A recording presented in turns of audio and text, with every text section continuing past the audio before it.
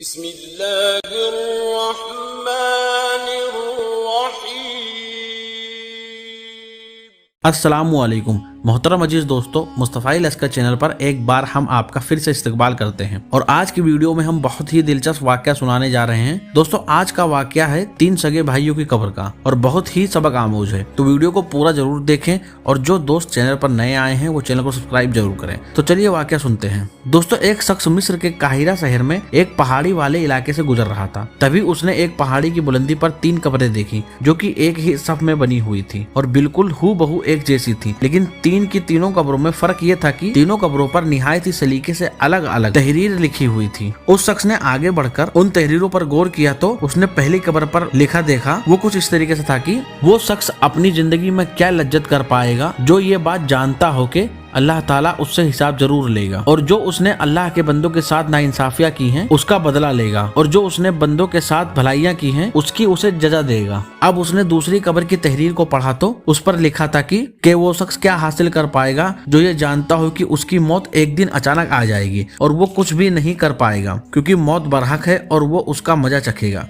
और अब उसने तीसरी कब्र पर लिखी तहरीर पढ़ी तो उस पर लिखा था कि वो शख्स जिंदगी के मजे कैसे लूटेगा जिसका रुख एक ऐसी मंजिल की तरफ है जिस पर पहुंचना जवानों को बूढ़ा कर देता है और चेहरों के नक्शे मिटा देता है और उसके जोड़ जोड़ को कमजोर कर देता है। दोस्तों, इन तीनों कब्रों की तहरीर को पढ़कर वो शख्स बहुत हैरान हुआ और उसके दिल में यह ख्वाहिश उठने लगी कि इन तीनों कब्र का क्या माजरा है वो मालूम करे। इसी इस्तराब के आलम में वो वहीं करीब ही एक बस्ती में जा पहुंचा और उसने वहाँ के एक बहुत ही उम्र रसीदा बुजुर्ग से उन 3 कब्रों के बारे में पूछा और कहा, मोहतरम बुजुर्ग, मुझे उन तीनों कब्रों की तहरीरों के बारे में बताइए। चुनाचे मोहतरम अजीज दोस्तों, उस बुजुर्ग शख्स ने सुनाना शुरू किया कि ए बंदे खुदा, जो तुम 3 कब्रें देख करके आए हो और उन पर लिखी तहरीर जो तुमने पढ़ी है वो उन 3 सगे भाइयों की गुजरी हुई जिंदगी की वसीयत है। अब बुजुर्ग शख्स ने बताया कि तीनों में जो सबसे बड़ा भाई था वो एक बादशाह के यहाँ ओहदेदार था जो कि शहरी और लश्करी इंतजामिया का कमांडर था, और दूसरा भाई तिजारत करता था, उसके पास भी बहुत ही मालो दौलत थी, और तीसरा भाई इबादत गुजार था, उसने पूरी जिंदगी इबादत में ही गुजार दी थी। चुनाचे जब छोटा भाई जो कि इबादत गुजार था उसकी मौत का वक्त करीब आया तो उसके दोनों भाई उसके पास आए और बड़े भाई ने कहा, ए मेरे भाई, तुम्हें अगर कोई वसीयत करनी हो तो मुझको बताओ, मैं उसको पूरा करूंगा। उस इबादत गुजार भाई ने कहा कि मैं क्या वसीयत करूं, अल्लाह की कसम मेरे पास तो कोई माल उजर नहीं है जो मैं वसीयत कर सकूं, ना ही मेरा किसी पर कर्ज है और ना ही मुझ पर किसी का कर्ज है। यह सुनकर दूसरे ताजिर भाई ने कहा कि ए मेरे भाई, मेरा जो कुछ भी माल है वो सब तुम्हारे सामने है, जिसका तुम जो चाहो वो करो, दिल चाहे जिसे वसीयत करो। अगर तुम्हारे दिल में कोई भलाई का काम अरमान या रह गया हो जो कि माल की वजह से पूरा ना हो सका हो, हम वो पूरा कर देंगे। अपने भाई की ये बात सुनकर उसने अपना रुख मोड़ लिया और अपने भाइयों से कहने लगा कि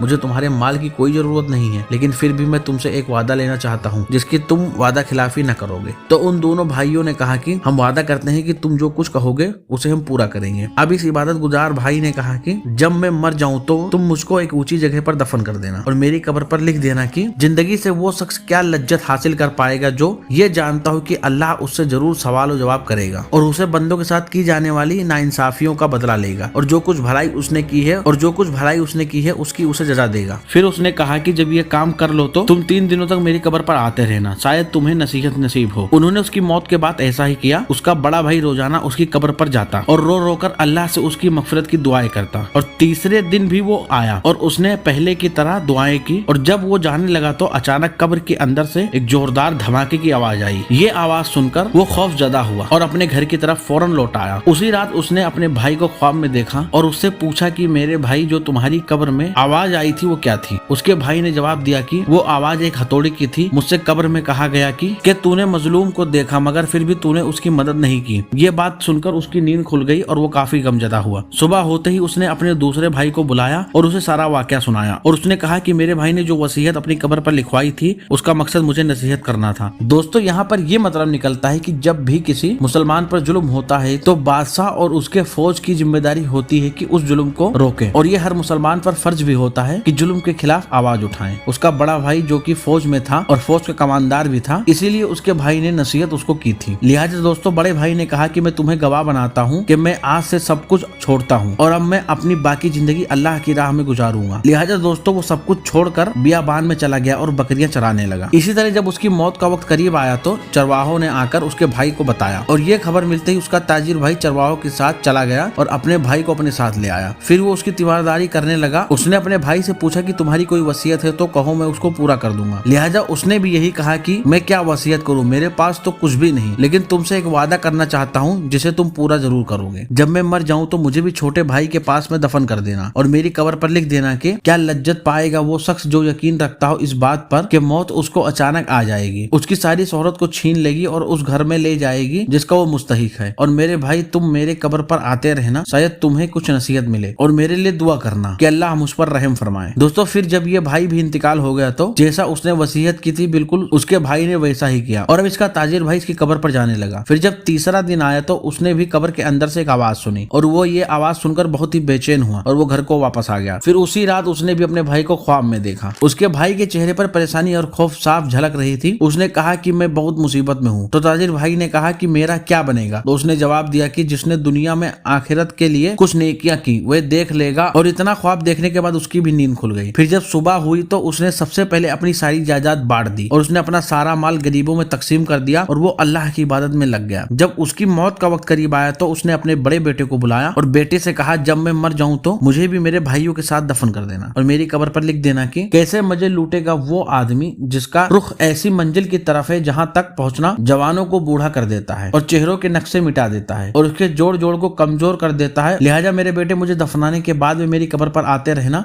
शायद तुम्हें कोई नसीहत मिले। बेटे ने अपने वालिद के मरने के बाद बिल्कुल ही ऐसा किया और उसकी कब्र पर भी एक वसीयत लिखवा दी। तीसरी रात उसने भी अपने वालिद को ख्वाब में देखा और वो कह रहे थे, बेटा मौत करीब है, आखिरत के सफर की तैयारी कर लो, अपना सामान बांध लो, जिस घर से तुम्हें निकलना है उस घर की तरफ जहां तुम्हें जाना है। सुबह को उसने अपने ख्वाब के बारे में अपने घर वालों को बताया और वो भी इंतकाल हो गया। लिहाजा मोहतरम अजीज दोस्तों, बस इतना ही कहकर वो बुजुर्ग खामोश हो गए। तो दोस्तों इस वाकये से हमको क्या सबक मिलती है मैं आपको क्या बताऊं, जबकि ये पूरा वाकया ही सबक आमोज है। तो अगर वीडियो पसंद आई तो वीडियो को लाइक करें, शेयर करें, सब्सक्राइब जरूर करें।